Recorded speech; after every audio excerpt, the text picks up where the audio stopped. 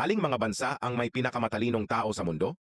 Sa ikalimang pwesto, makikita natin ang Alemanya.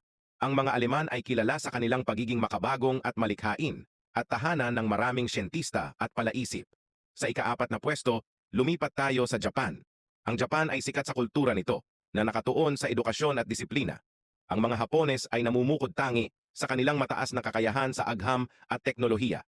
Sa ikatlong pwesto ay ang China, na tahanan ng isang malaking bilang ng mga individual na may pambihirang kakayahan sa akademiko na may malakas na diin sa edukasyon mula sa murang edad at nakakamit ng mga kapansin-pansin na tagumpay sa matematika at agham.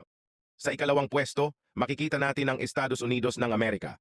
Ang Estados Unidos ay nagho-host ng isang pangkat ng mga piling siyentista, imbentor at negosyante at itinuturing na lugar ng kapanganakan ng mga advanced na teknolohiya at siyentipikong pananaliksik sa mundo.